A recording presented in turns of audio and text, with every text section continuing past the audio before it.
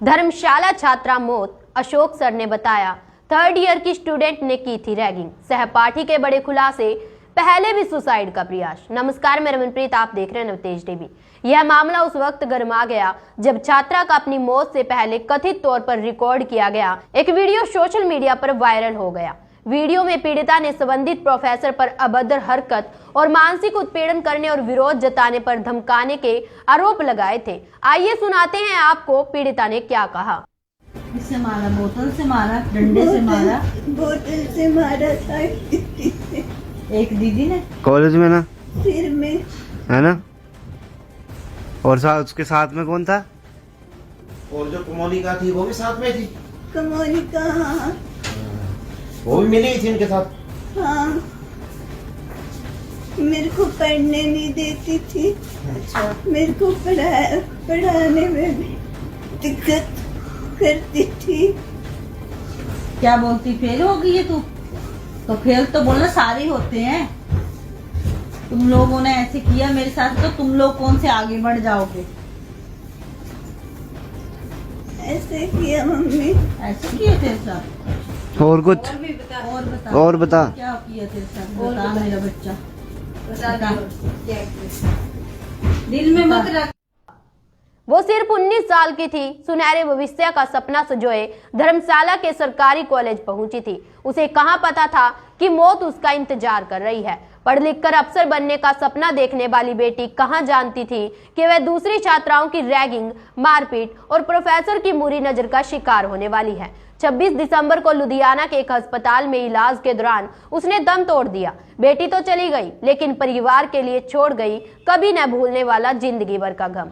बेबस माता पिता आंसू बहा रहे हैं और पुलिस और प्रशासन से बेटी के लिए इंसाफ की गुहार लगा रहे हैं। बेटी के साथ कॉलेज में क्या हुआ था, उसके पिता ने सब कुछ डिटेल में बताया है। पिता की शिकायत पर 3 वरिष्ठ छात्राओं हर्षिता, आकृति और कोमोलिका और प्रोफेसर के खिलाफ मामला दर्ज कर लिया गया है। वहीं पुलिस इस मामले पर क्या कह रही है, चलिए इस पर भी एक नजर डाल लेते हैं। 20 दिसंबर को एक सीएम हेल्पलाइन पोर्टल पे एक कंप्लेंट जो थी इनके परिवारजनों द्वारा दर्ज करवाई गई थी, जिसके पश्चात उसमें जो गर्ल्स थी उनके खिलाफ उसने कहा था कि उन्होंने जो है मेरी रैगिंग की थी और उन्होंने जो है मुझे प्रताड़ित किया था। इस बारे में सूचना थी। तो उसके पश्चात जब इनसे संपर्क करने की कोशिश की गई तो परिवारजनों ने बतलाया कि वो अभी बाहर हैं ट्रीटमेंट के लिए, तो जैसे ही वो आएंगे तो उसके पश्चात जो है उसको उसमें फर्दर जो भी ज़रूरत होगी उस हिसाब से हम कार्रवाई करवाएंगे। तो इसमें पुलिस की टीम ने, जो पुलिस का आईओ था, तो उसने कॉलेज में जो प्रोफेसर्स थे, जो लड़कियां थी, जो लोग थे, उनके भी बयान रिकॉर्ड किए थे, परंतु उसमें उस दौरान जो था ऐसा कुछ भी नहीं पाया गया था, क्योंकि परिवारजनों से बात करने के पश्चात उसकी सच्चाई पता करने और कौन कौन से लोग इसमें इन्वॉल्व थे इसके बारे में कोई जानकारी जो है उपलब्ध नहीं थी। तो इसके लिए उसका इंतज़ार किया गया।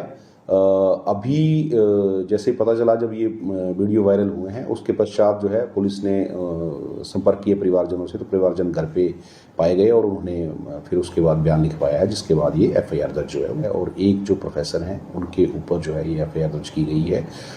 छात्रा के पिता ने शिकायत में आरोप लगाया है कि 18 सितंबर 2025 को 3 सीनियर छात्राओं ने उनकी बेटी के साथ मारपीट की थी। साथ ही उन्होंने कॉलेज के प्रोफेसर अशोक कुमार पर छात्रा के साथ अश्लील हरकतें करने और यौन उत्पीड़न का आरोप भी लगाया है। पुलिस ने पिता की शिकायत के हवाले से बताया कि इसी पिटाई और प्रताड़ना की वजह से उनकी बेटी की हालत बिगड़ गई और उसे अस्पताल में भर्ती कराना पड़ा। इलाज के दौरान उसकी मौत हो गई। उन्होंने यह भी बताया कि बेटी के साथ जो कुछ भी हुआ उसकी वजह से वह सदमे में थी, इसी वजह से वह पहले शिकायत नहीं दर्ज कर सके।